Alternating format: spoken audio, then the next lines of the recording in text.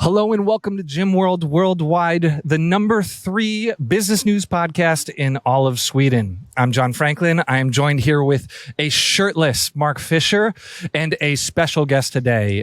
Mark, you know our guest better than I do. Why don't you introduce him to the crowd? Well, I guess for this crowd, I'll actually give you the honest one, because one of my favorite experiences with Pete Dupuis is having the honor of introducing him at events once and just making up a complete random bio. But there's many things to love about Pete Dupuis. I think he is most well known in the fitness industry for being founder and co-owner of Cressy Sports Performance, which for those not in the know is inarguably, and I don't say this just because Pete's my pal, but it is objectively the premier baseball training facility in the world. So Pete has had massive success in that field and is, I would say, probably the go-to thinker on the business of fitness, specifically as it relates to the micro niche within niche of performance training gyms. In addition to that, Pete actually has degrees in business. So unlike many training gym owners who we love you all, I'm one too, right? There are trainers that opened up a business. Pete's actually a business guy that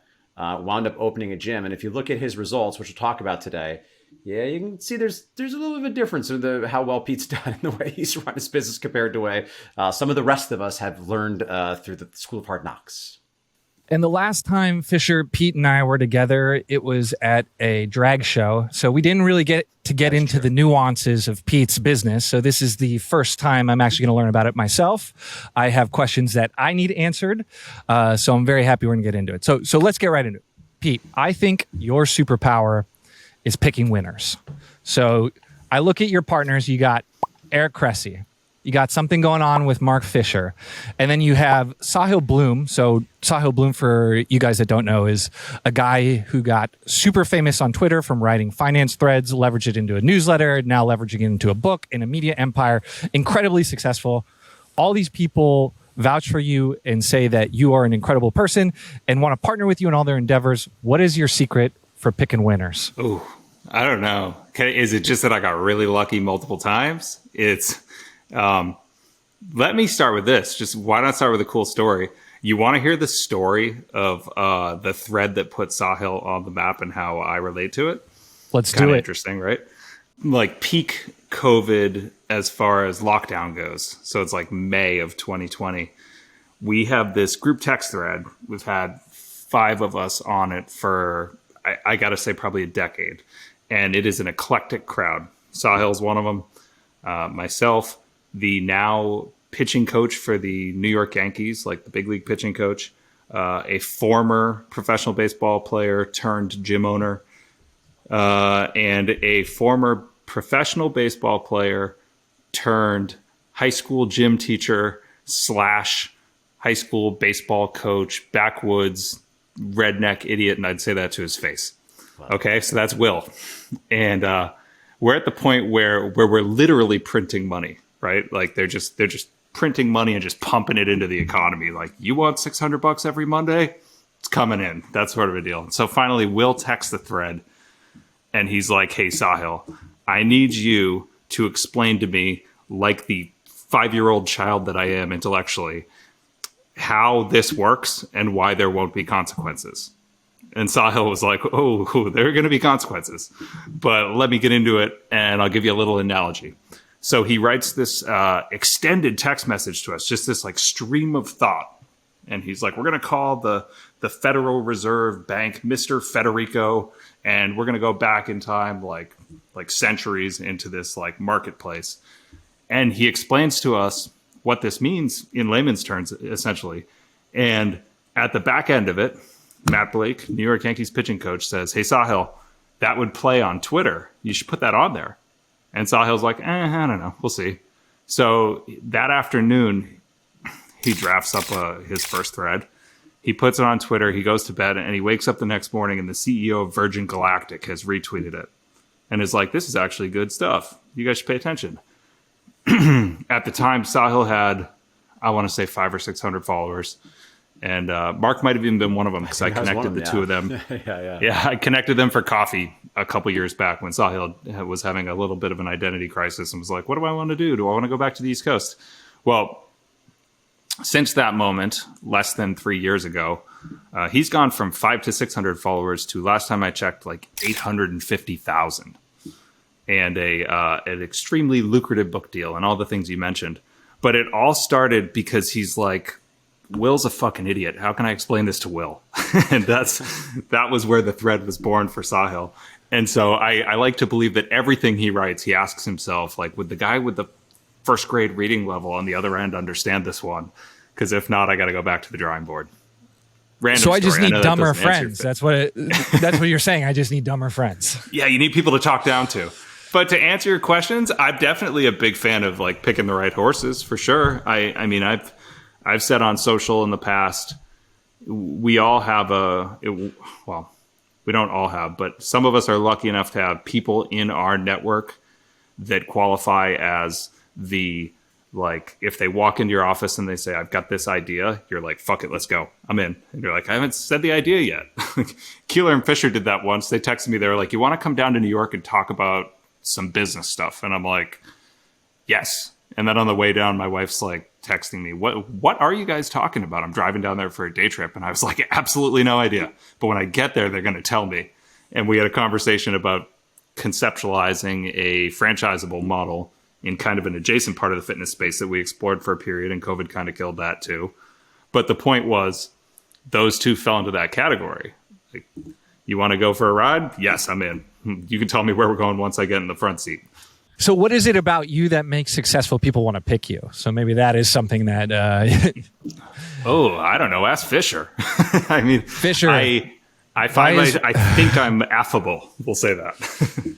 Yeah, I think actually that is a meaningful part of it. I mean, the things that I tend to look for is certainly you want someone that has high integrity, right? It's a whole cliche thing. You want intelligence, integrity, and energy, right? So, Pete has a lot of integrity, right? You never have to worry about Pete having anything other than awesome intentions. Pete is also super intelligent and thoughtful and does really good work. And certainly, as it happens, the way in which Pete works at Boost for Unicorns, of course, is an opportunity, hopefully, for Pete to really leverage his superpowers, which I think we'll talk about in a moment too, and his just skill at creating content that's very, very insightful. And it happened to be a perfect partnership where we don't have deep domain expertise in the performance gym space, and Pete obviously brings us a lot of chops there. But I actually think another piece of it, for me personally, and this is I can't speak to Pete, your other partners, but your affability is a meaningful contributor. And what I mean to that specifically is you are so even keeled.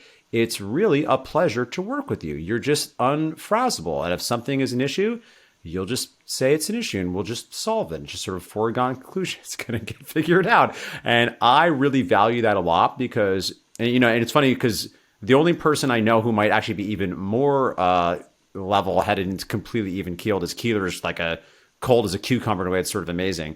And I think to some extent, I look for that in partners because I know that I'm a little bit more up and down. And again, that can be leveraged in really, really powerful ways. But it makes working with you a joy because it's always fun. It's always a good time. It's always calm. We're getting things done. We're moving forward. And it just never feels harried. It never feels stressed, but it also feels like we're moving forward. So you want to be smart and friendly. Well, hey, here's the thing that maybe is a little underappreciated about this, John. It's that none of these partnerships took place without a significant vetting period.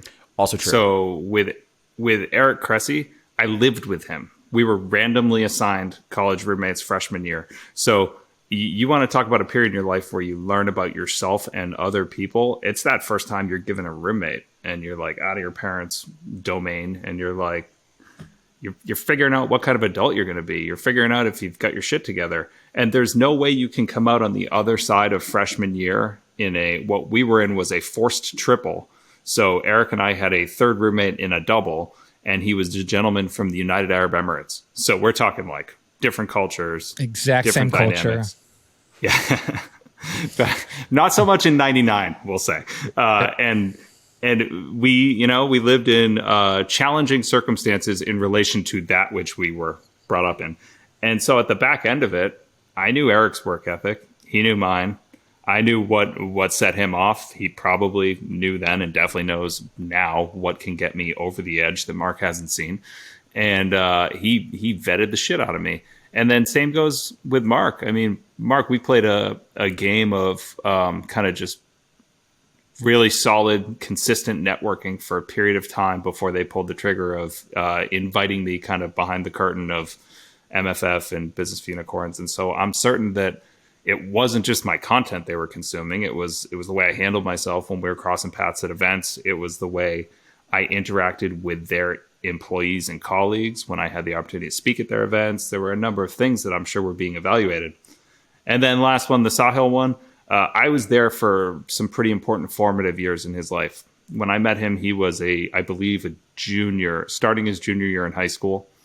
And I watched him navigate the college search and recruiting process. I established relationships with his family and parents. So there's just this truly extensive period where I proved who I really was as a person before any of these people bothered to put their stamp of approval on me, be it in a social media forum or by partnering with me professionally. And so it sounds like you were close with all these people before they became like who they are today. So you were picking winners before they were winners. Maybe that's part of the strategy. Less Fisher than the other two, for sure. Fisher was always famous. Everybody knows that. Yeah. Exactly. Fisher had already born somebody. I mean, my kind of intro to Fisher was more like the bad luck of having him become like the guy who always presented either before or after me at an event. And I was like, who the fuck is this guy who comes out and he doesn't present his lectures, he performs his lectures, and the rest of us are like, on my PowerPoint over here, I want to run you through some bullet points, and he's like screaming at the audience and projecting, and I just remember being like, screw this guy. Very different delivery, I would imagine. Yeah, knowing both of you, I can't imagine it's a very similar presentation. They're complimentary, though. They're complimentary. Yeah, that's worked so great. I also want to give a shout out to Katie, to your wife. I think that's another great example of a great partnership. You chose a great partner there. Definitely got more, fire and spice. And I just love, the limited times I got to see you with her. I'm just so charmed by your interactions, and the sort of sly, smirky version of Pete we get is really adorable and quite charming. So Pete's great at picking all the partners, including Katie. She's the boss. Yeah, John, this is probably just a perfect illustration of like, surround yourself with people who are smarter than you. And then you're gonna rack up wins. And I'm routinely again and again the dumbest guy in the room, but I keep fooling Mark, I keep fooling Eric. I mean, Sahil has no idea how much I lack in intellect. It's awesome. So how do you trick your way into the smart room? Affability. He's lying. He's got the goods. He's being self-effacing. Yeah, it's good luck. It's good luck. It's good communication skills, isn't it, John? Like, I mean, I don't know. I don't have super. None of my friends have 1 million followers on Twitter, so. I haven't got any yet either. So, but we're close.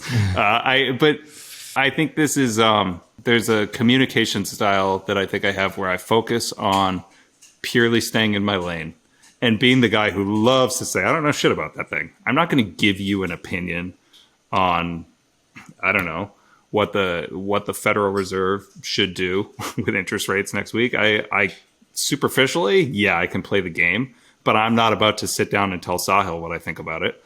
And so if you only talk about the stuff that you know inside and out, people can't ever call bullshit on you. So no one thinks I'm a bullshitter, I'd say. That leads me to the next point. So I wrote in the docket that you are kind of like the Simon Sinek of the gym world. And between like your various social followings, you probably have like an organic following around 30,000 people, which in my opinion is probably the largest organic following for like a gym guru that hasn't used ads to grow their account. What's your secret?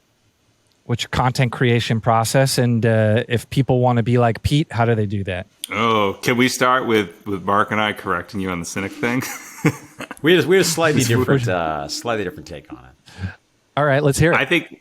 I'm not Simon Sinek's biggest fan, personally. It was an offhanded, there are some implications there. Yeah, and I think we have I think Pete will share here. I think you're correct with the general direction, and I think there's a specific person that, to my mind, is similar but is even closer to Pete vibes. Tell us. Okay, so Mark has said to me before that he thinks my material kind of aligns with the Seth Godin vibe, and that really, really meant a lot to me, because I have internally, not even internally, I've said to my peers up here in Massachusetts that I aspire to communicate with the same brevity and kind of concise approach that Seth Godin does. In fact, to the point where on January 1st of 2020, before the world just became COVID land, I set a resolution that I was going to write every day, and I was going to sit down and I was going to write just for myself. And I opened up a Google Doc, and not every day. I said I wanted to hit 300 posts, and I named the Google Doc the 300 for myself. And I was like, I'm going to write every weekday for this entire year and then some. And I did that. And what I did was I started pulling up tweets that I had published a while back that played pretty well. And I think Twitter's just this awesome platform for like testing thoughts, because it's kind of a gritty place if you want to really get engagement. Like, you got to actually work for it. Whereas on Instagram, I could throw shit up and people just keep pinging double taps mindlessly, and it's not good engagement, it's just engagement. But on Twitter, when I get a certain number of likes, I know that it'll play on other platforms. And so when I started to do this writing, I went back into the Twitter archives. I'd pull a tweet to the top of the doc, and I'd be like, what would I have said if I wasn't limited? At the time, I think it was the 140 character limitations that they had way back when I started on Twitter. Not way back, like 2015. And so it's kind of like, well, if there was no character guardrails here, what would I have said differently? And I rewrote those. And I just took the things that played well, and I added some sentences and made it more of a Seth Godin daily blog type length, 200 to 400 words. Get your thoughts out, see what it is. And I did that for about 3.5, 4 months. And into COVID, and I was writing, I wrote about 120, 130 posts. I want to say I wrote like 50, 60,000 words or something over that time. And then it all stopped. And it stopped on a day that Fisher and Keeler asked me to jump on board with Business Unicorns. And I just took all of the energy that was going into that, and I redirected it to start doing shit with those guys. And one of the things I did was give that document to them for email purposes. And so if you get the weekly newsletter, the Pete from BFU email on Wednesdays, that is the shitty first draft from January to April of 2020, to the point where every single time it comes out, I'm like, God damn it, Pete. That is not a well-written email. But it was because I was sitting in the chair that's like right over here in front of my line of sight in my living room, just banging those things out at like 6:30 in the morning before my kids got out of bed. And I gave them that document, and I was like, hey, maybe we could clean this up and turn this into emails. And then Mark was like, just give it to the admin and hit send. And so people see an unpolished version of me every Wednesday, but it seems to click and people are cool with it. But I find typos and shitty grammar and things that annoy me every single time. But I'm like, I don't have the time or bandwidth to go in and clean this up and make it something that I'm not. I know that's a long-winded answer, but the reason I said it was meaningful to me when Mark made that comparison was because when I sat down and wrote that document, I was like, what if I could become the Seth Godin of Fitness Business Insights? And then he picked it up without me having to say it, so I just felt like I had kind of got pointed in the right direction. Really long description of my content creation strategy. So you heard it here first. Join the BFU list where you can get Pete's shittiest thoughts. Yes.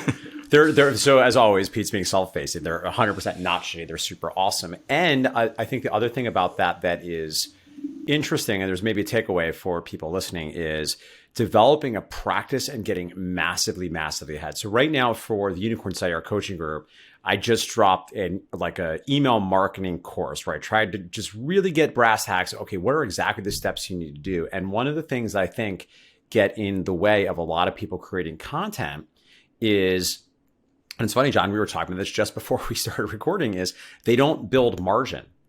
They don't build margin. They're doing it the week before, and then one thing happens. So if anything goes wrong, and then they're off, and then they're in all or nothing thinking, they're like, I'm just going to stop posting, and they try again 3 months later. Now, Pete's example is the most extreme one I've ever heard in the history of the world, where particularly when you're dripping out on a weekly basis, it's like, let me get 3 years ahead of the content. But not only was that very valuable for us and put Pete in a very awesome situation to leverage work that was already done and be able to monetize it, as well as get the word out and build his own personal brand further. My other joy of working with Pete, which we love to sort of play the game of, is what are the things Pete likes to do most, and what are the things that Pete doesn't want to do that we can just sort of run around him and support and figure out, so Pete can just be Pete and do his Pete magic things. Because the other idea that I've had for a while with those posts, Pete, this might be an interesting thing, and you can certainly decide if this is warranted or not. But if you wanted to do it again, we would literally just like create the resources for you, just for it to happen for you. Is after we get through its run on the Business of Unicorns emails, number one, certainly we could just rerun it all again because it's all evergreen content, right? But we could also hire a VA if you want to have a LinkedIn presence. And I bet it would be interesting. That type of content, I think, would play very well there.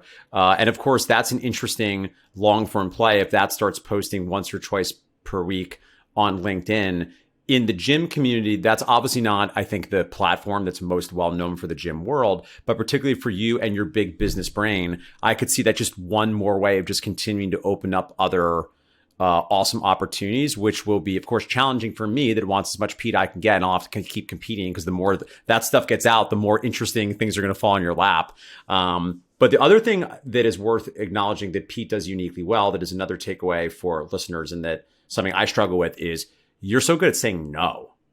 Like, you have such good guard, but they're also, it's not emotionally reactive boundary setting. It doesn't even feel like a boundary setting. Like, a lot of people in my life, and I say this with love if you're listening, have a lot of thought, feelings about boundaries, and I'm bad at setting boundaries, and I'm setting a boundary. And it's like, no, Pete's just like, no, I'm with my kids. There's not even like a conversation. There's no like this deep emotional thing Pete has to set to have the boundary. Pete's very clear on what his values are. It's very important to him. His time is reflective of that. And he gives what he can. And he seemingly feels nonplussed about just like not being able to do things. If it doesn't mean I'm not going to get to every email all the time in a timely manner. And like, you know where my priorities are, and you know the deal going in. And I feel just great and satisfied and totally cool with it. And frankly, admire it. I admire it. I think there's a lot to be said for expectation setting. And I'll give you a perfect example. I've got this buddy in my network who trains with us. He's an adult. He's got a life. And he's conditioned all of us at the gym to expect him to not respond to our texts. And so one day I was like, dude, what if I have an emergency? And he's like, oh, that's really easy. You just copy my wife on the text. And then I have to respond because she busts my balls to pieces about it. And I was just like, oh, okay, now I understand the system. You very effectively conditioned me to assume that there's no chance I'm getting a response to this text. And he manages the shit out of me without me realizing it. And so I guess this is, you know what I would say on this front, it's easy to say no and, or convince yourself you've said no by just deflecting, right? So people are like, let me think about it, when they know they're not going to do something. And I used to do that. And I probably did that to you at times in the past, and I really regret that. So I got to a point where I was just like, what am I doing? I'm now in my 40s. I got 2 kids. I've got now multiple businesses and multiple business partners and things. And like, how many times can I accumulate these, like, maybe I'll do that things and keep kicking the can down the road before the whole world comes crumbling down on me and everybody's like, that asshole doesn't do anything he says he's going to do. So now I just tell you definitively, no, I'm not doing that. That's not my thing. I don't want to do that. Sorry. And Sahil's really good at that because his DMs are a hot dumpster fire of opportunities and requests. And so I pick his brain on that a lot. Oh, I can only imagine what a horrific place his DMs are. Yes. In many ways, I'm sure. All right. So let's go back and break it down because I want to give people something that's tactical.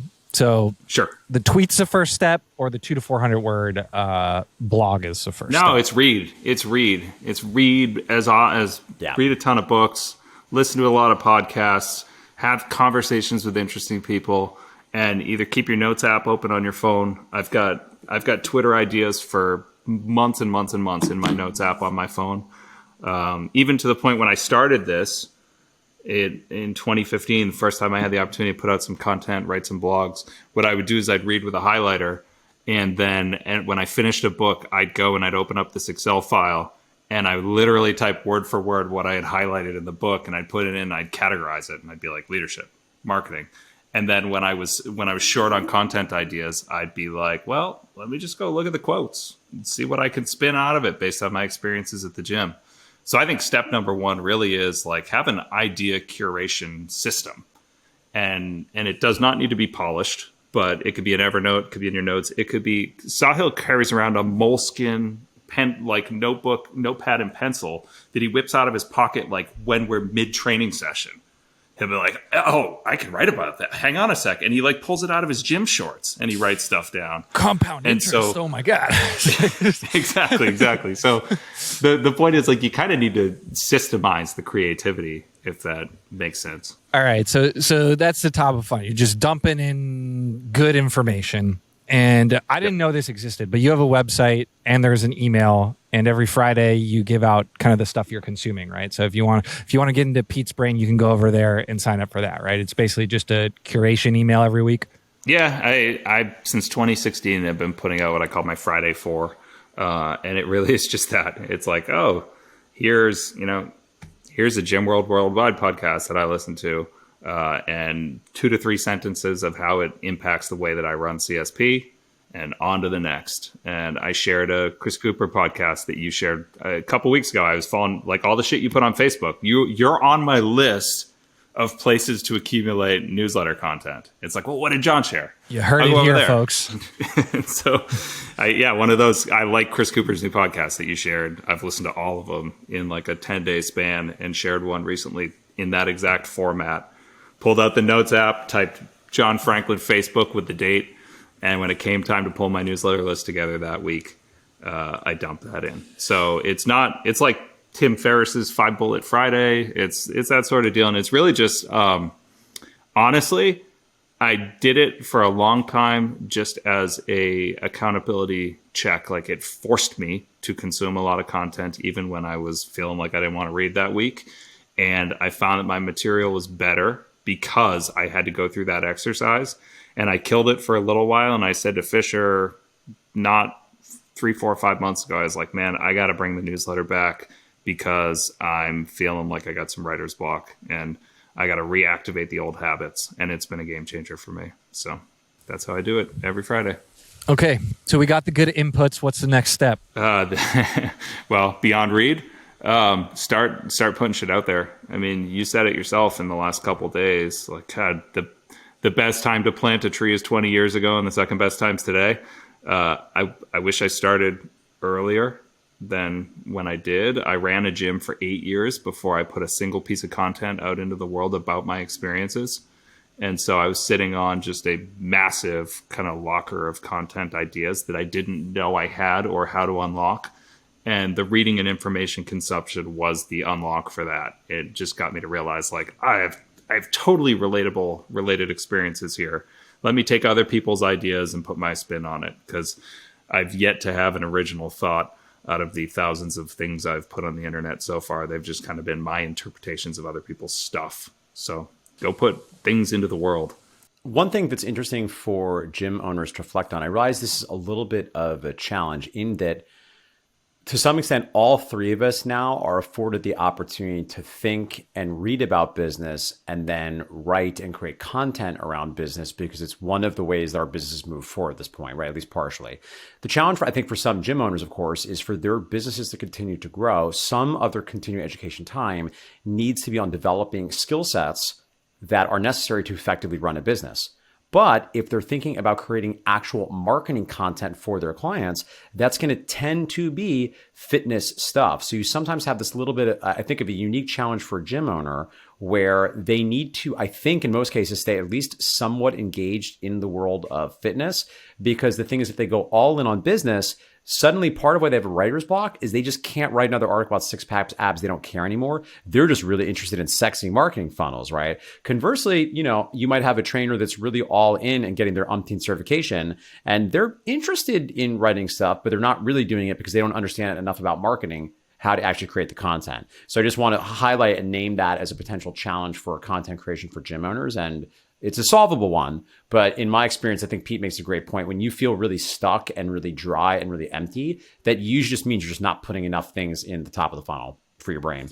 Also, one thing I can speak of from building Two Brain is that I think like different people's brains work differently, and there's typically like the storytelling, prolific guy who writes every day, and then there's also the other guy who is like, you need to send this, you need to put it out, you need to repurpose on these different places. You can right. And so for me, that guy was Chris. Chris was like creating, he's created 750 words every day for the last 7 years.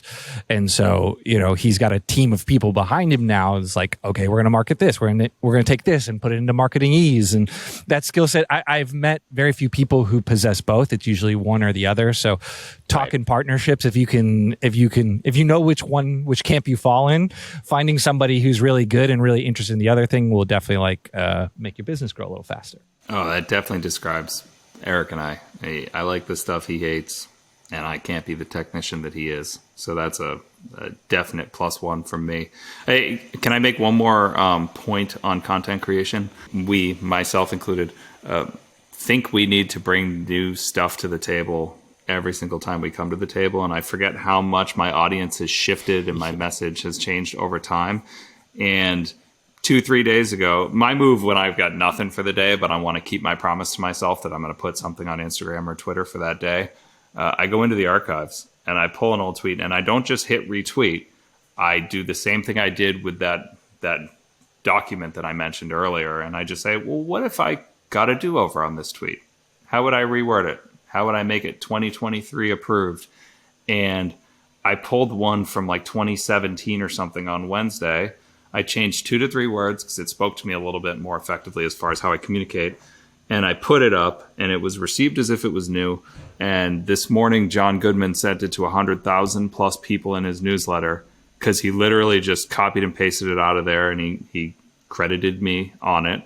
And I picked up a bunch of followers I wasn't expecting because I recycled some old material and made it new again. So I guess the takeaway here is, like, you do not need to just put something out and then pretend that it doesn't exist from that point forward. You can go back to the old stuff and make it new again and have more success if you play your cards the right way. So it's not always new. I think that helps. Like if I look at Chris in Two Brain, he's been saying the same like 5 or 6 things for like a decade now. He just says them differently every single time. But yeah, like I think some of the best people just have are natural storytellers and are able to say the same thing a million different ways. And so just so we have it, what was the tweet? What was the post that?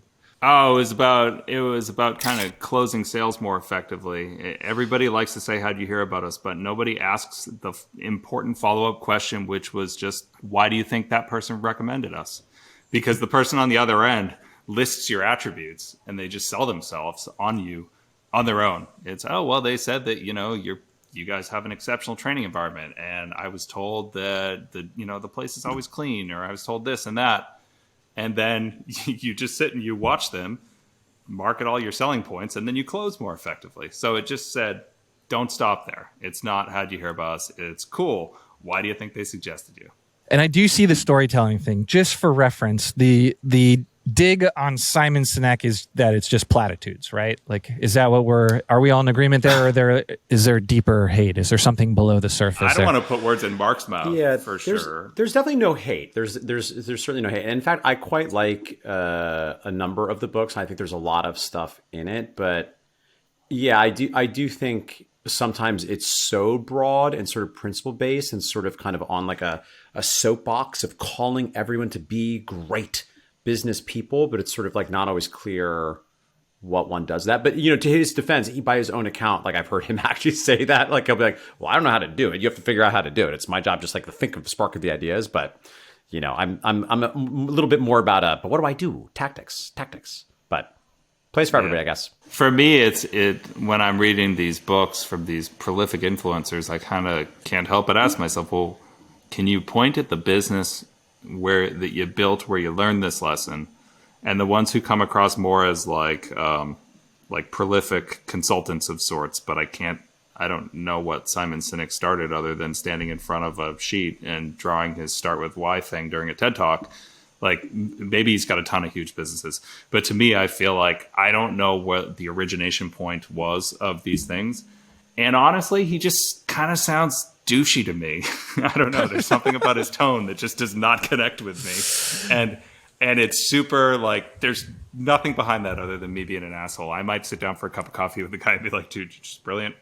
I'm an idiot. That was great. He seems like a friendly guy. I do know people we do have friends in common. He does seem like a friendly guy. But I think I know your point too. He's probably awesome, and I don't know what I mean. I'm just giving you a gut reaction. He's probably freaking amazing, and he's Simon Sinek. Who am I? I'm a guy with like a couple thousand Twitter followers. He makes. I looked the other day.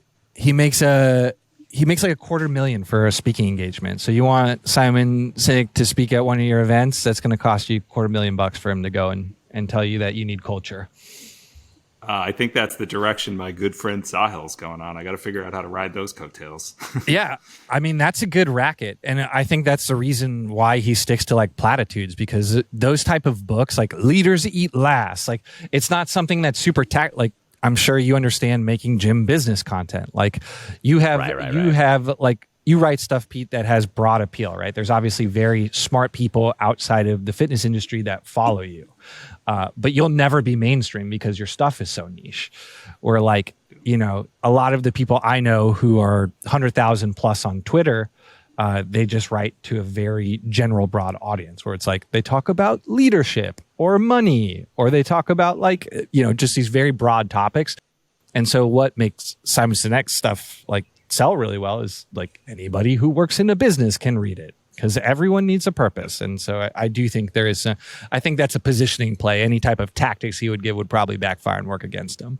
I think that's a great point. I think the other thing that's, you know, I think speaks a little bit to one thing Pete mentioned that is, I think, very true for me too, is a real passion for staying in my lane and really only talking about things I really feel I know about. Not that I'm against speaking to principals, but I like to really just talk about the things I really know about the things that I am talking about. I'm not extrapolating or playing out a principle that I think is broadly applicable, even though oftentimes that makes sense. And admittedly, I think you make another great point, John. There's also a strategy difference. The reality is it's much harder, and this is, you know, incredibly to his credit. He obviously struck gold and like lightning struck with the original TED Talk, and then he rode the coattails of it, correctly so, to become this broad general business thinker, which has way more possible upside, but of course is a way more crowded field where arguably all three of us,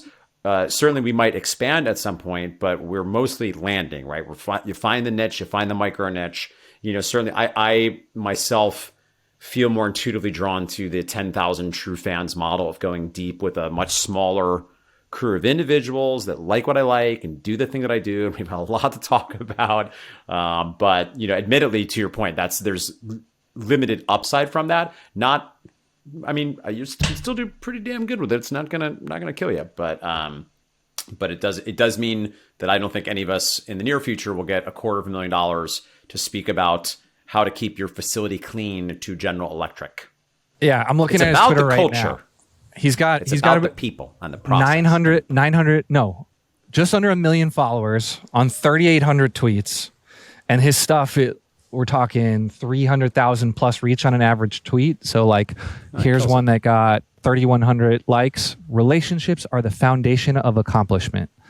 Next one. We are what we care about. We are not the things we do. 3,000 likes. Like, yeah, it's just like really broad, and some people love that stuff. So tip of the hat to them.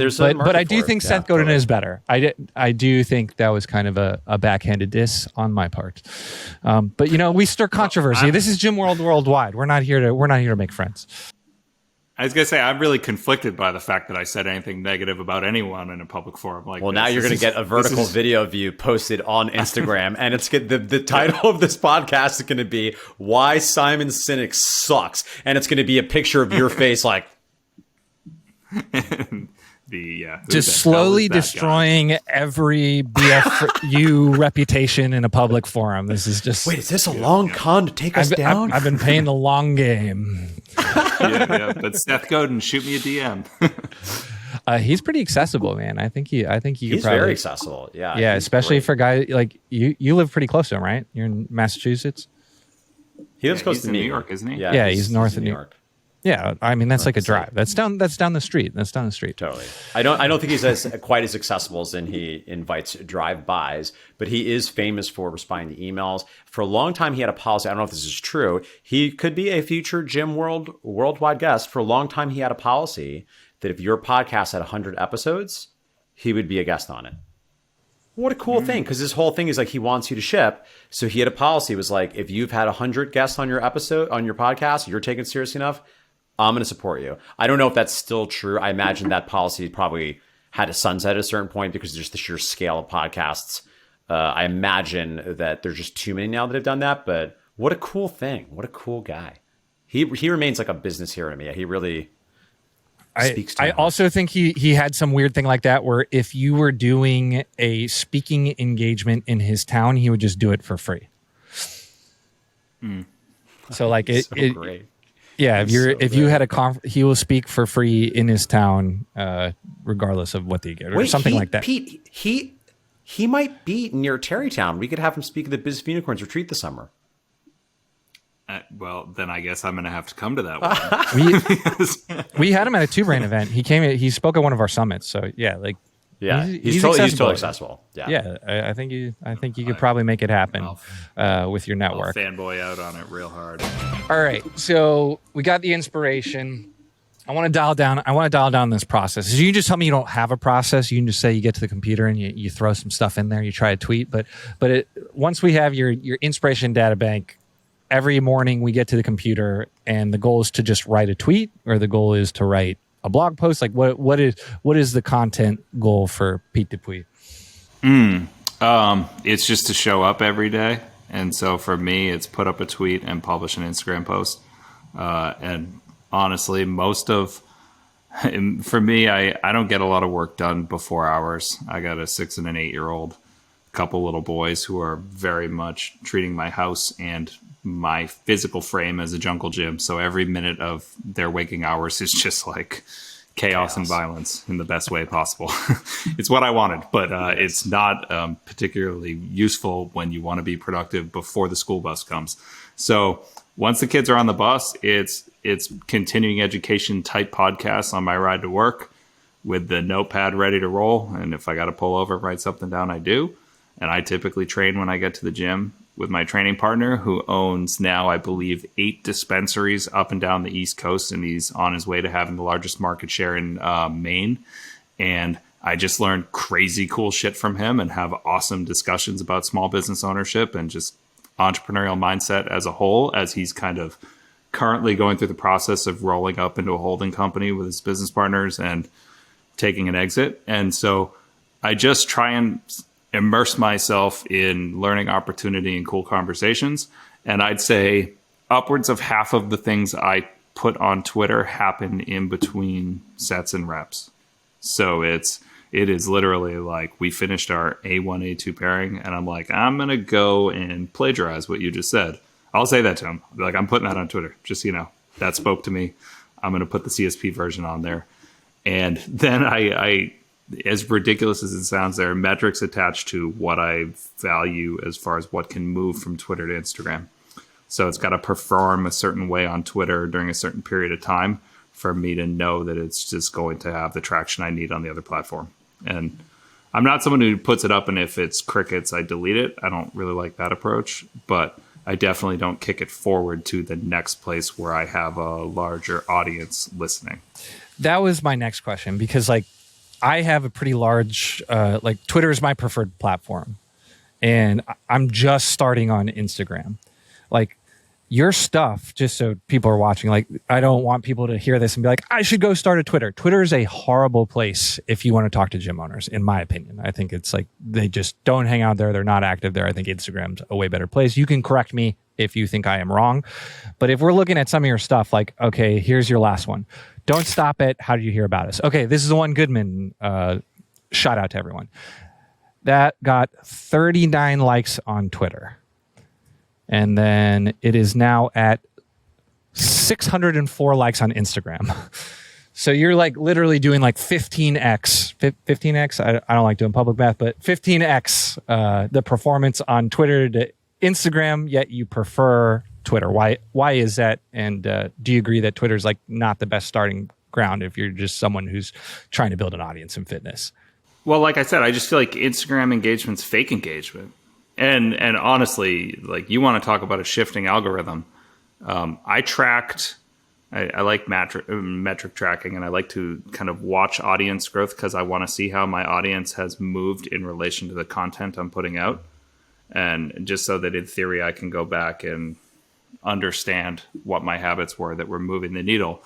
And for like 5-6 years, I have had an alarm go off on my phone on 9 o'clock on Saturday mornings. And it just says IG count, and I go and I screenshot my audience size on my personal and the CSP company account, just so I can watch them move and understand if some habits we have are detrimental to the growth. And I was probably net positive on average 80 to 100 followers a week on my Instagram for the last 5-6 years. For the last 6 months, I am dead stop. It doesn't move an inch. I'm like net positive 2. I lose 2 in a week. I'm putting out more content than I ever have. That the material hasn't changed in its nature. It's not like I just decide to start putting out stupid shit. But the Instagram engagement from a follower standpoint has just screeched to a dead halt. And the likes and the comments are up and the shares through stories are up, but the likes are probably doing 50 to 60% of what they used to. Like, I probably put that tweet up a couple years ago and got 1,200 likes on Instagram for it. And now it's just, yeah, I don't know. The way I use it isn't being prioritized in the algo, and that's just the way it is.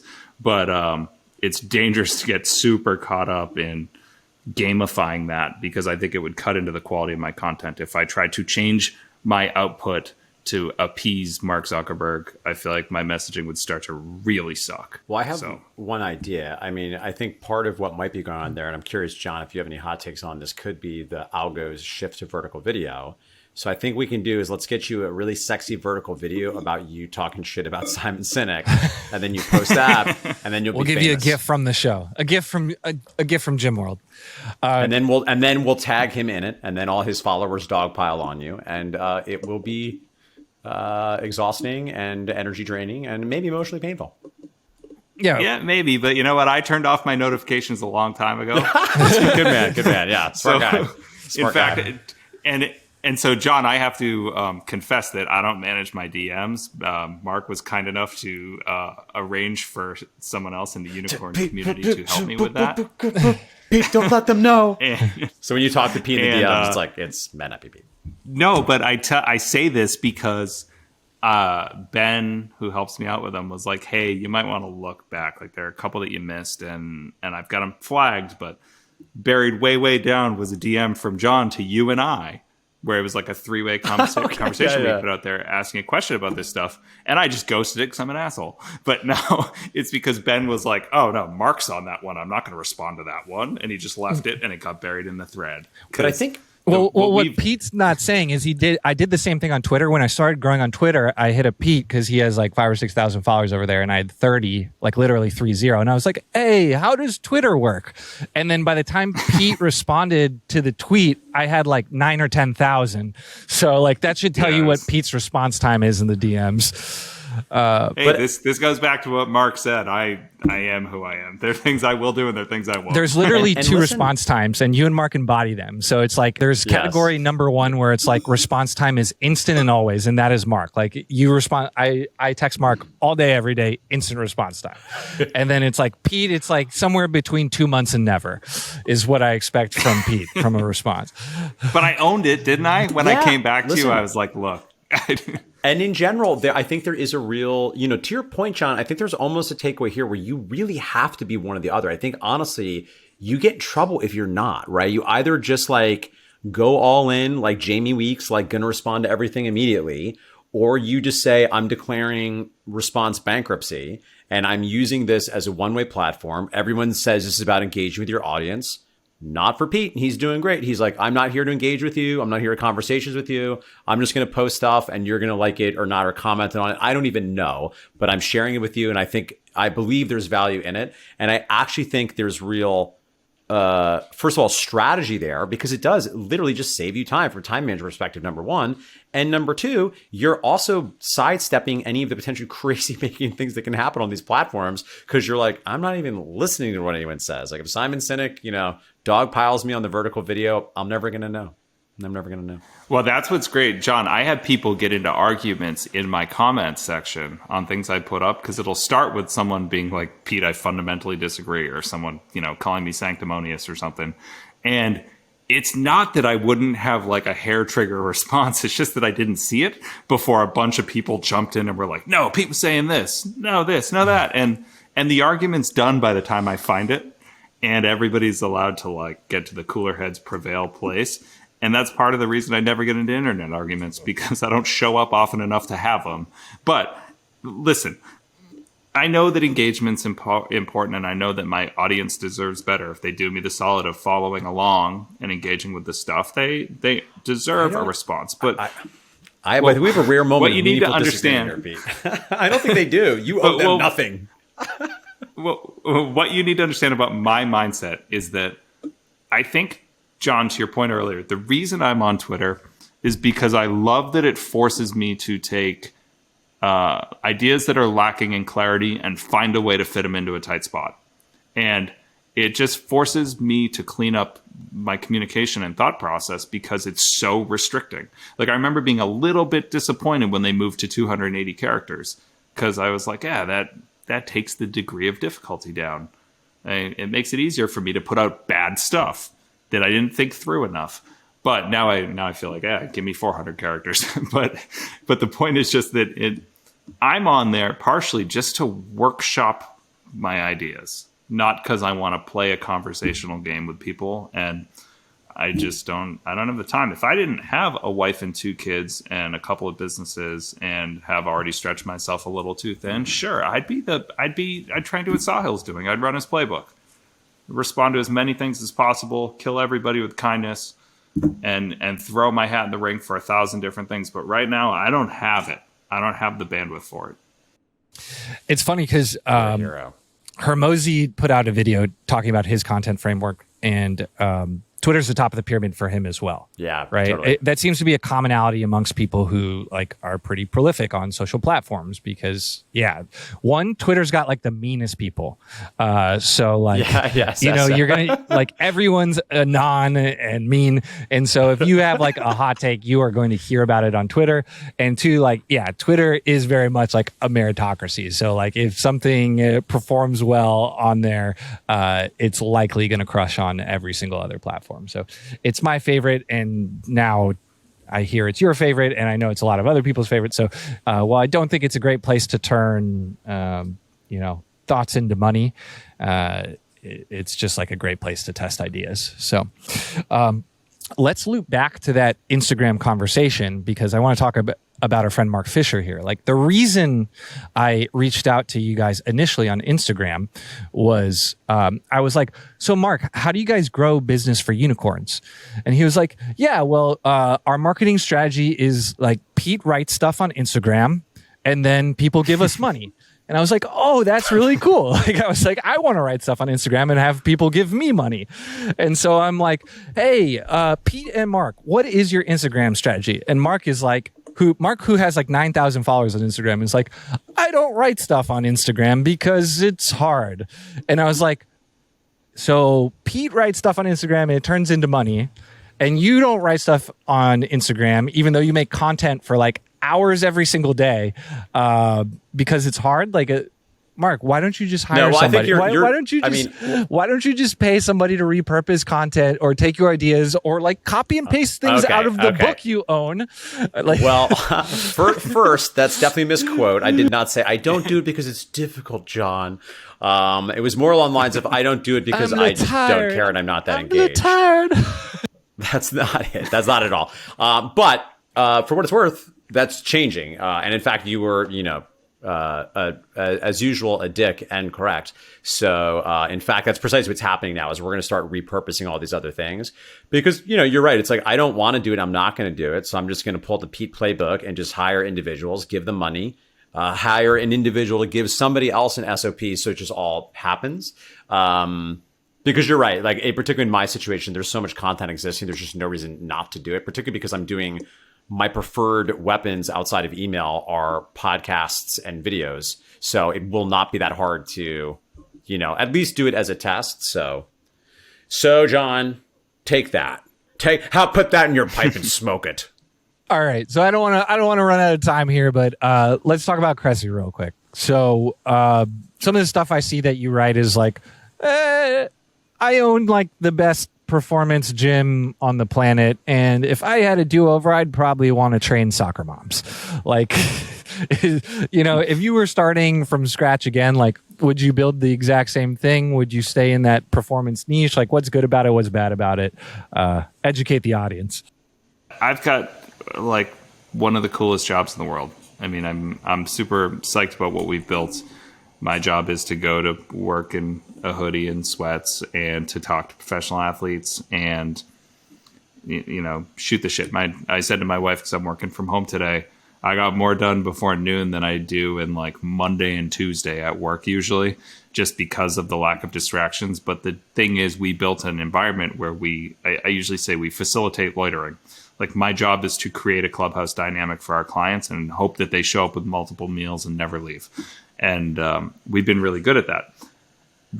The piece of content you're talking about where I basically said like, oh, every new performance gym owner starts their gym and they're like, I want to train professional athletes. And then, that's 2-3 years. And then they're like, I got a few professional athletes and they're all just people, it turns out.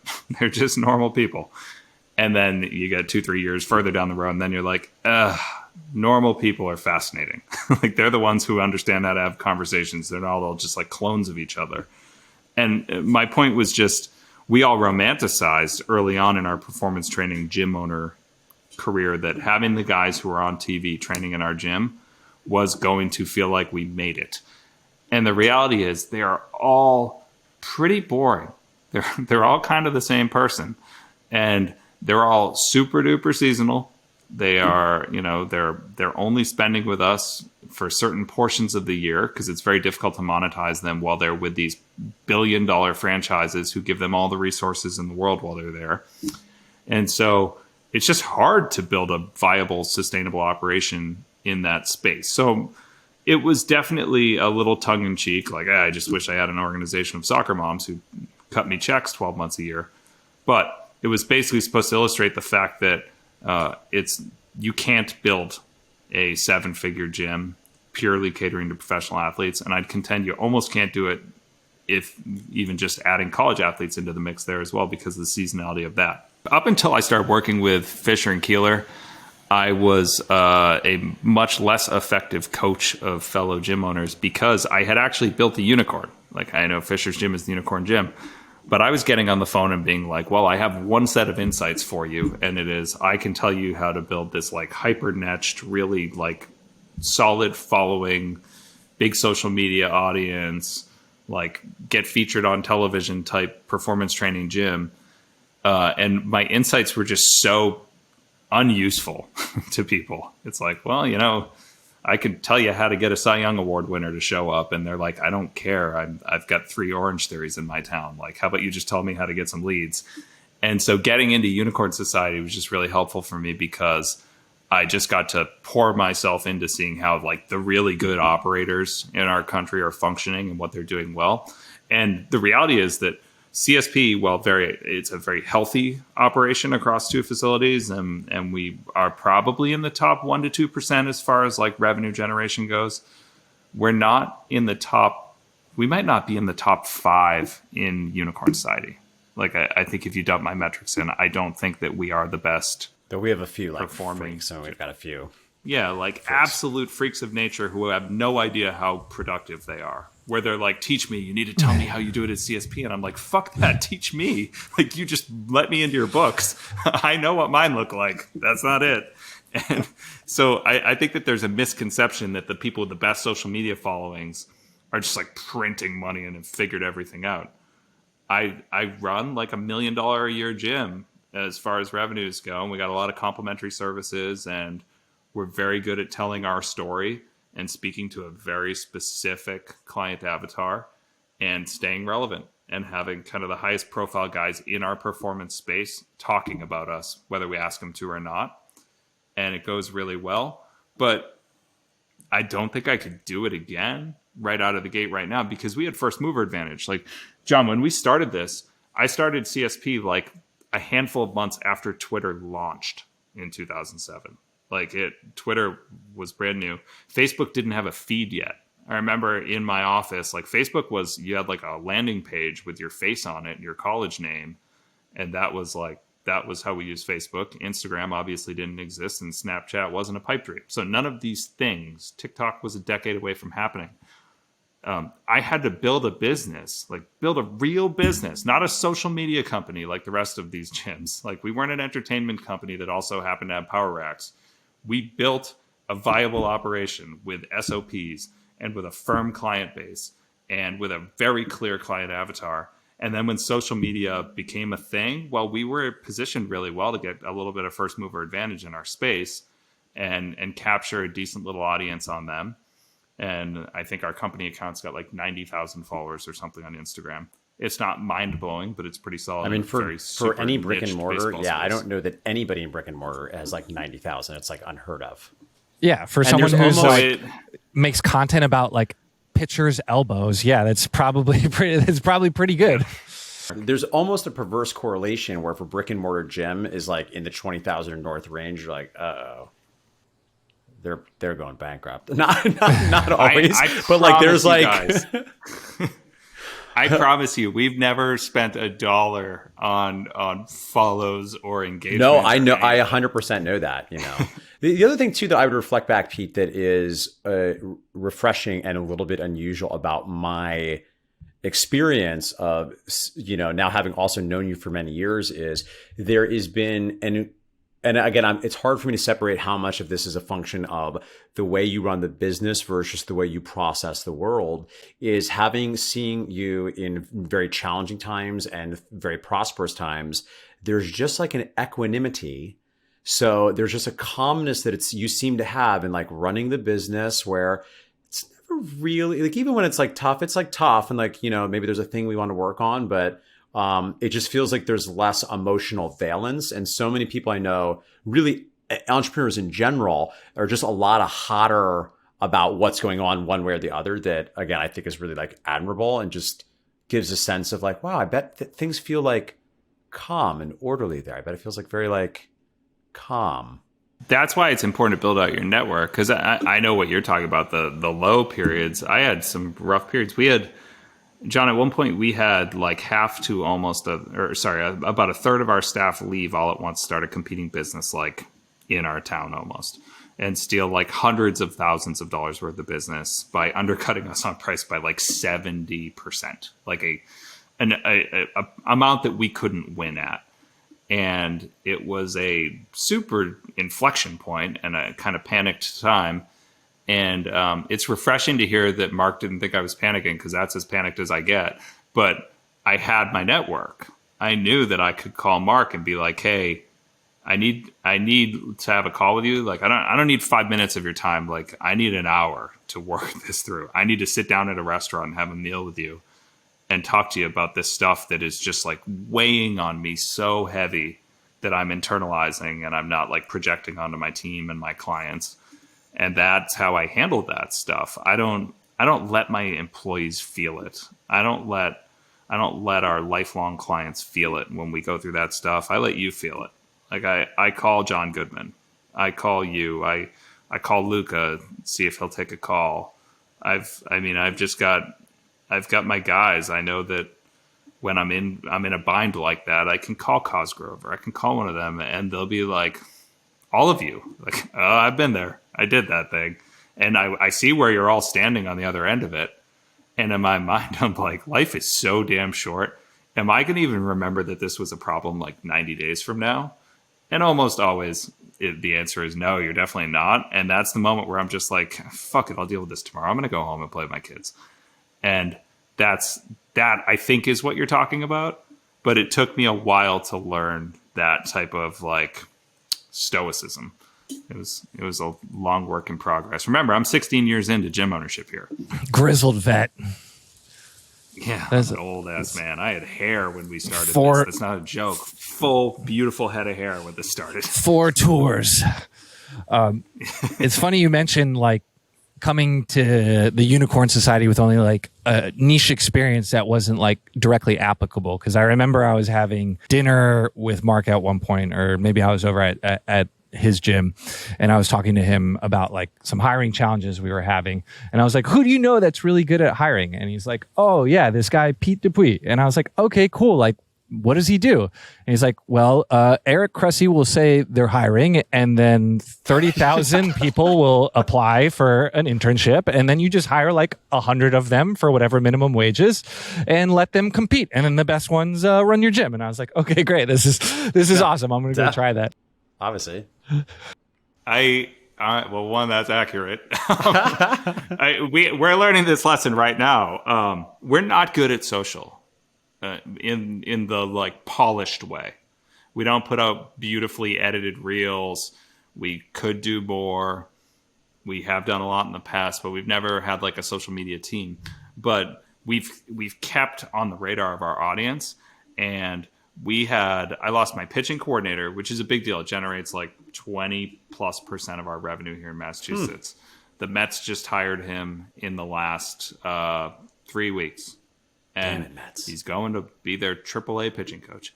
And he becomes the 6th one in a row that we have lost to affiliated baseball. They just poach him out of our cage. We build him, they take him, we start again.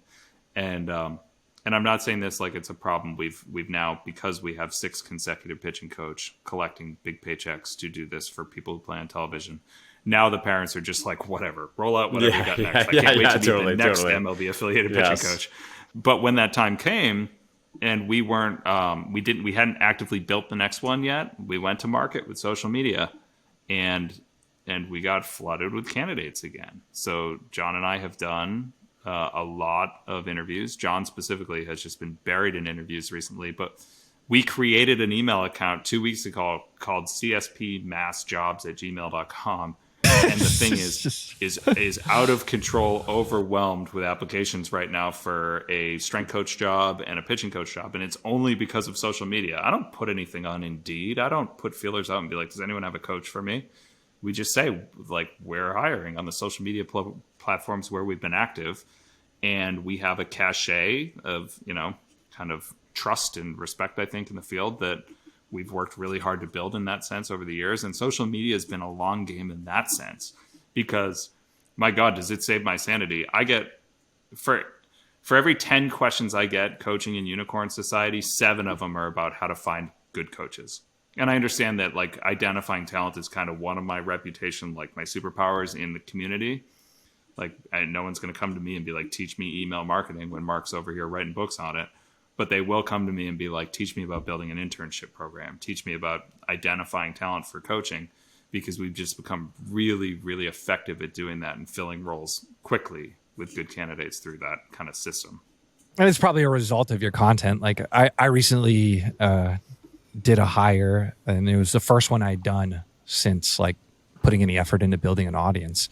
And in the job description, I was just like, oh, go read some of my stuff. And then the candidates you get, like they know you, they know how you think, they're aligned with you and your principles, and it just makes it so much easier. So I can see how both you and Eric being prolific and having an online following and just kind of like being a big deal in that corner of the world, it would be really easy for you guys to get a lot of people who would just want to learn from you and work for you from just like that experience is valuable to me standpoint, which is obviously just an amazing competitive advantage. And if I can give Yes, like it definitely is. We didn't know it going in though. We weren't like, now let's build out our social media and be like educators to the trainers because it's going to fill our payroll someday. We had no idea what we're doing. We still have no idea what we're doing. We're following certain best practices that we learned from guys like you, but we're making it up as we go largely. And a lot of people treat it like we have a master plan. And I don't know. I still don't know what I want to do when I grow up. And I'm a decade and a half into my current job. So I don't know anything. I'll offer one potential takeaway for gym owners, very specific related to this. Now, you're not going to get quite the results, obviously, that Pete and Eric will for obvious reasons. But my favorite transition from accepting resumes, particularly if and when you're going broad, and again, I'm not trying to pitch this, but if you go to markfisheryoutube.com, you'll see a video I did with 15 ways. There's 15 ways I think most training gym owners can look to find staff. And my read on this is it's usually truly 10 to 100x harder than just feels like it should be. People will they'll put up one social media post and they'll maybe ask their clients about it, and then they throw up their hands. I can't find anybody. It's like, well, you have to do 100x. I'm not trying to go Grant Cardone on you, but we need to like get 100x here in what you're thinking, right? So if and when you do get a lot of people into the funnel, it's like a sales funnel and you have to like nurture them, but you also need some tripwires in there to see what's happening. And my favorite one, which speaks to just what you're referring to, is send me a 90-second video. But first, look at our website, look at our Instagram, and send me a 90-second video why you want to work here. Now, admittedly, obviously, MFF, that's not only more life or death because we're so unusual, but also there's a very strong, obvious brand. And I really want to understand why you think this is acceptable, what derangement do you think this is okay. But I think even if your gym is not quite that brand, I just like that in there as a tripwire, because to your point, John, you're going to be able to probably save time quickly. Number one, because if they're willing to do it, they're in many cases doing something that's a little bit more effort. Number two, even if they're not good on camera, that's even more desirable because you're seeing I'm willing to do something that's uncomfortable. And number three, I've actually taken time to understand a little bit about what's going on here, and I'm putting forth the effort to explain to you as the owner why I might not work here. Now, admittedly, real talk, labor is challenging right now. We all know that. So you have to, I think, get a sufficient number of candidates if you're going to make that an absolutely non-negotiable, non-required. I think, unfortunately, there isn't a time and place where you have to hustle for that trainer lead, and you have to it's not right now a market in your favor as a gym owner, but I do think that is one potential step you can put in there that can function as a tripwire and hopefully expedite your process and save you time. So, Mark, it was announced that Othership just raised $8 million in a Series A round to expand their social bathhouse. Pete, are you familiar with Sweat House and Jamie Weeks? Has Mark indoctrinated you about that yet? Have I heard the names? Yes. Am I familiar with the model? No. All right. Mark, why don't you give him the 60-second pitch, since I think you're on Jamie Weeks' payroll? Since I am the number one Jamie Weeks fanboy. So Jamie Weeks is this killer that owns something like absurd, like over 100 Orange Theories. I think he owns double digits of a couple other franchise brands.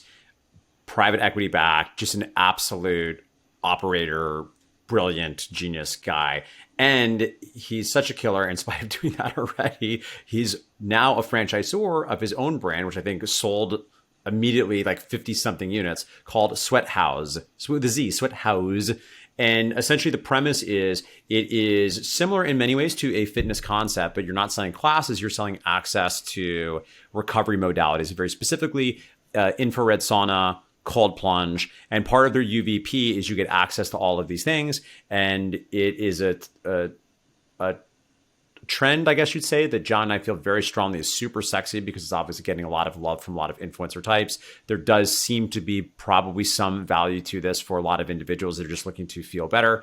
So Jamie Weeks, being a superstar, is on this trend, but it seems, John, that perhaps they will have some competition. Well, so Jamie Weeks is like the mass market one. Like Sweat House, I think the goal of Sweat House is to be in like every suburban mall where like the average mom drives a Range Rover, right? Now, doing research on Othership is like the Williamsburg version of Sweat House. So let's watch the demo video, Vibing. and so you can see what I mean. It's going to be my people. It's going to be my Burning Man people.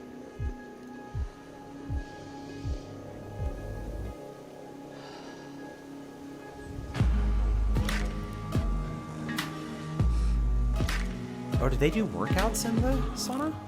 Yeah.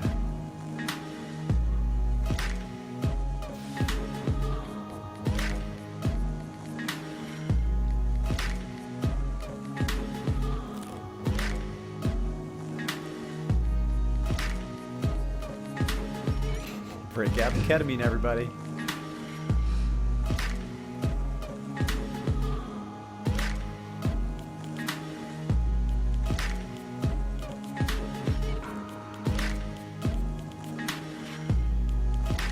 There's a gong.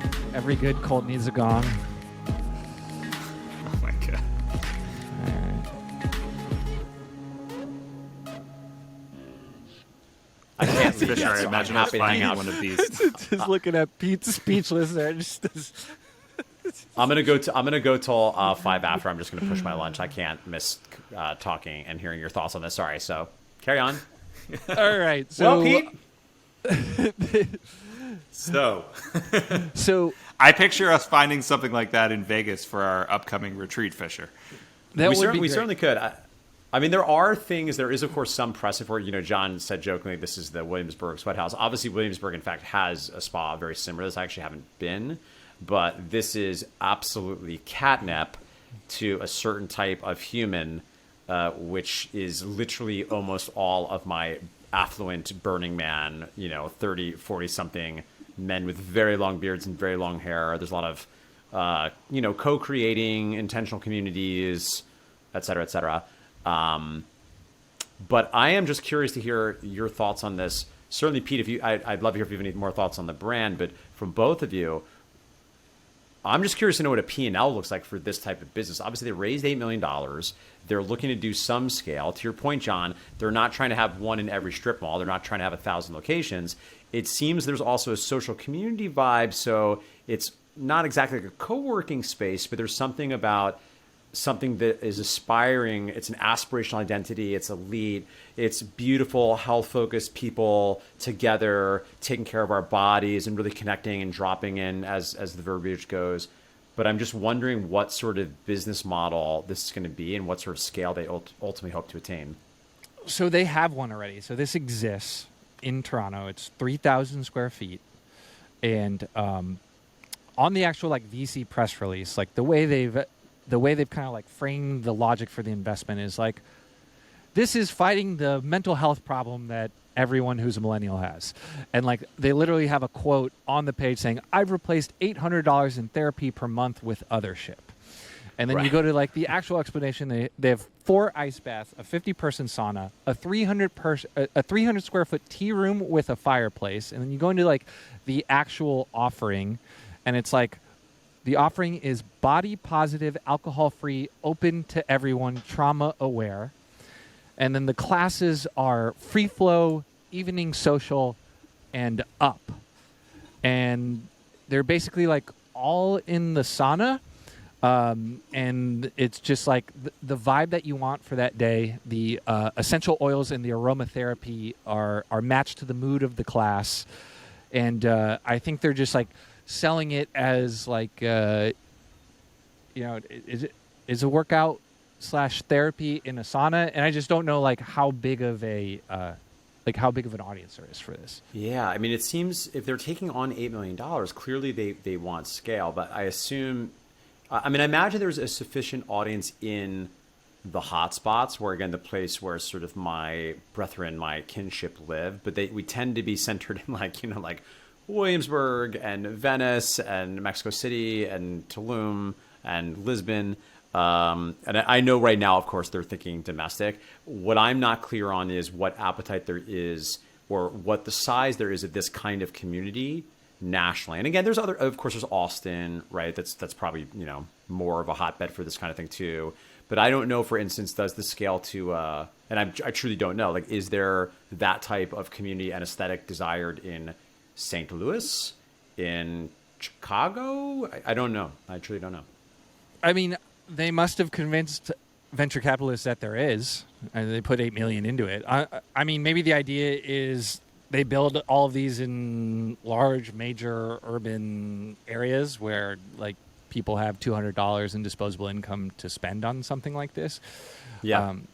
But I'm just trying to like think deep into the network of like, who would get this concept and be like, yes, I totally get it, and like your name was at the top of the list. So if you're a I don't know, I'm kind of weary about this. Are you talking about me, John? Yes, it definitely wasn't Pete. I don't know if Pete has taken a lot of was Pete the top of your list when you essential. You mean I'm not the avatar? Yeah, no, I felt like I was while the bass was hitting. I will say this, John. My friends, certainly my peer group, are certainly the top of the list for this. I am a little bit askance, and I am a little I wouldn't say like skeptical per se, but first of all, my understanding of the human body leaves me not totally sold yet on all of these things. I'm not sure. It's going to remain to be seen actually how valuable this is, number one, and then number two. There's just like an air about it, which is not wrong. I get it that, again, many of my best friends in the world are drawn to, but, lest we forget, your dear friend Mark is from the land of New Jersey. I think my lower middle class backgrounds are like, I don't get it. I don't totally get it. But I think my friends would eat it up. So that's a vote for my friends would be like, this is great.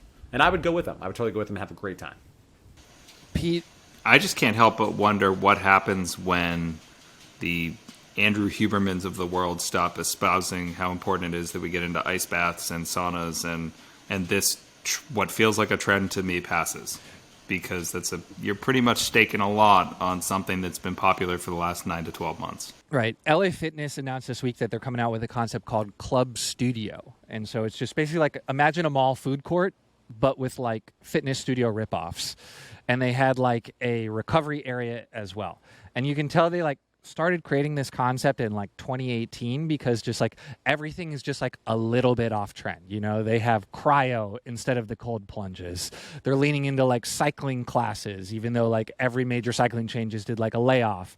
Like they have like reformers for Pilates. And so I'm interested in your perspective, Pete, because you work with a lot of high level athletes, is like cold plunge and sauna and all this recovery porn. Is this here to stay? Is this going to be here forever, or is everybody going to be doing something different 2 years from now? I feel like the cold plunge thing is currently the new ice bucket challenge in my mind. That's just filling up my news feed, and it's going to come and go. But recovery modalities have been a pretty significant differentiator for us for a while. I mean, we've got like a Normatec corner in each of our gyms. We've got a Mark Pro device. We have a recovery station in each space, and they're constantly in use. Mm-hmm. So there's a time and a place for it. But the thing is that with the professional athlete crowd, the only ones who could really afford kind of that vibe that they're putting forward are the ones at the top level. So the 1% of the 1%.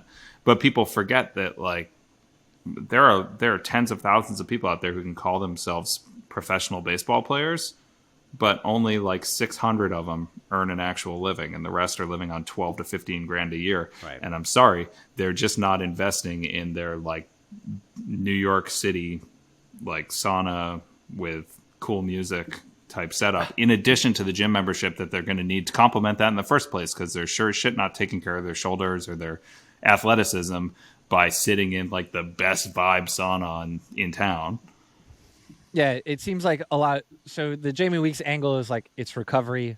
The Othership seems to be like this is self-improvement mental health. Like they say here, yes. One time a year we're going to do a pilgrimage for all our power users, akin to a Tony Robbins leadership retreat meets a music festival, allowing the most passionate community members a chance to meet and connect through playful peak experience. Yeah, sounds like a Mind Valley kind of festival for vibey vibes people. Which again, I love vibe people. A lot of my best friends. Well, let me tell you, there is already a social bathhouse that is a place to meet people from diverse backgrounds and heal. It is called King's Spa in Palisades Park, New Jersey. It's a 140,000 square foot facility with like got these scale. little, yeah, with like these little, they build like these sets basically, and each one of these is a sauna. Oh yeah. And it's I'm open in. to, there she is in all her glory. And it's open till 2 a.m. every day. So Okay. you go there. I'd like a healthy alternative. You don't want to go out to the clubs and drinking. Go take care of your body. Yeah, so we'd actually been a few times. So like we went after like a night out with some of the coaches. Their marketing's great. They've been running the same Groupon special for like over a decade now. There's like 56,000 reviews on this Groupon special because it just like never goes away. Rather than just like cutting it If it half ain't price. broke, don't fix it. That's great. Yeah, and you walk in there, and they force you to like get naked. So like one of the coaches tried to have like a towel or something, or like wear his underwear or something out into the sauna, and there's just like a Korean man in the front who just like yells at you and tells you to Yes, like yeah. get naked. Yeah. And then before you go and you take a shower with like all the other King Spa participants. And like Palisades Park, New Jersey, you know, you got like your Path bus drivers, you got it's a melting pot. And then you just go from sauna to sauna, and at the end you go eat bip and bop in the food court. And I just don't know why we need an elevated experience when we've already seen what We've already the done best, it. Yeah, the best possible there's iteration already of been the social first to spa market. exists. Yeah. Exactly. It's Yeah, done. it's The like market's you're just cornered. chasing the tail here, chasing the tail. But So 5-star out of 5-star for Gym World and King Spa and sauna.